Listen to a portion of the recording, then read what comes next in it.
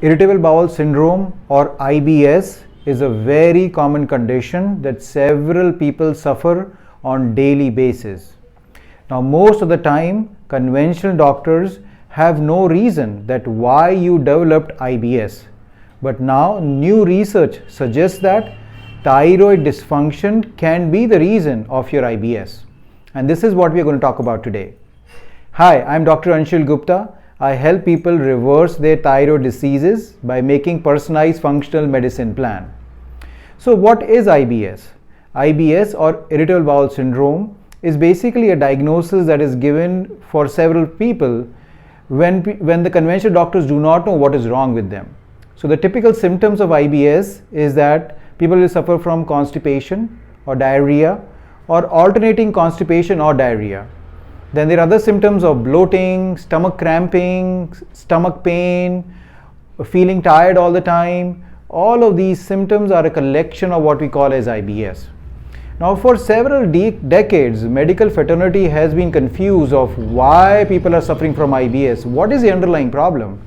And we might have an answer finally, because now the new research suggests that thyroid dysfunction actually might be the reason of your IBS. Now, how does thyroid dysfunction actually lead to IBS? So let's talk about that.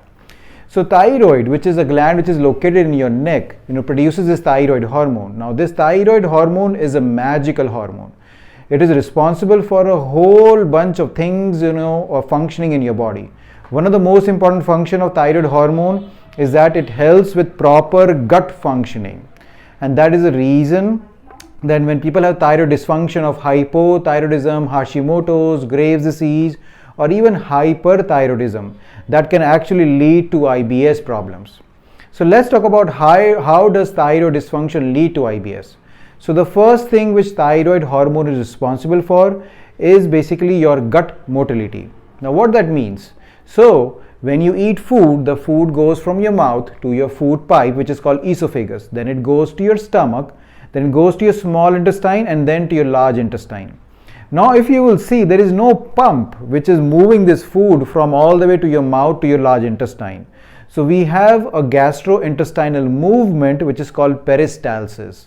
So this movement actually moves your food from different phases to actually let it out. Now what happens is that if you do have a thyroid dysfunction, it actually leads to this impaired movement or peristalsis in your gut, and that is responsible for a lot of IBS like symptoms. So let's talk about more about it. So first of all, thyroid hormone causes impaired movement of your food from your food pipe. So that commonly leads to symptoms like people feel that the food is stuck in their throat, or they have swallowing difficulties, or they always have a feeling of fullness in their chest. So that is one of the symptoms that a lot of people with IBS go from, and thyroid hormone actually is responsible for it. Then the second responsible thyroid hormone is that like the food actually sits longer in your stomach.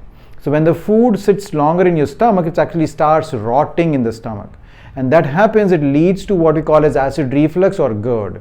So again, a lot of people with IBS have GERD or acid reflux like symptoms, and that is again because of the poor thyroid hormone function. Now the third issue that we see is that the food now next needs to move from your small intestine and large intestine. Again, thyroid hormone dysfunction leads to the slowing of movement of food from small to large intestine, and that leads to constipation. Very common problem again with IBS folks have is that they feel constipated all the time, and again actually the reason is this thyroid hormone. The next thing actually the thyroid hormone causes is that thyroid hormone is responsible for keeping the gut microbiome in good shape. Now we have trillions of bacteria in our gut. Some of them are good bacteria, some of them are bad bacteria. Thyroid hormone is responsible to keeping the good bacteria happy and keeping the bad bacteria at a lower level. When you have a thyroid dysfunction, it actually promotes the growth of bad bacteria and leads to a situation called SIBO, or small intestinal bacterial overgrowth. And the most common symptom of SIBO is bloating. So that's again, if you feel bloated a lot of times, that can again be because of SIBO, which is again the underlying problem is your thyroid dysfunction. Now the last problem that thyroid causes in your GI tract is actually poor gallbladder function and poor bile flow. Now gallbladder and bile is responsible for the fat digestion. So when there is a poor bile flow or there is a poor function of gallbladder, what it leads to is poor fat digestion. Now this is also one of the main reasons that a lot of females with thyroid dysfunction have difficulty in losing weight, because they have poor gallbladder functioning. And this also actually causes a lot of these symptoms, like if you have poor fat digestion, this can actually lead to diarrhea. So that's one of the symptoms of IBS people go through, and a lot of cramping in your stomach. So that is again which causes the thyroid dysfunction. So you see, all of these issues are caused by a poor thyroid hormone in your body, and this causes all of your IBS related symptoms. So now you know that if you are suffering from IBS, you don't have to fix your IBS. You actually have to fix your thyroid dysfunction, and once we actually fix the thyroid dysfunction, we see an improvement in the gut health, and a lot of the IBS symptoms gets better. I hope you find this video useful. If you're looking to work with a functional medicine doctor to reverse your thyroid diseases, please reach us out. I will be more than happy to help you out. Thank you so much.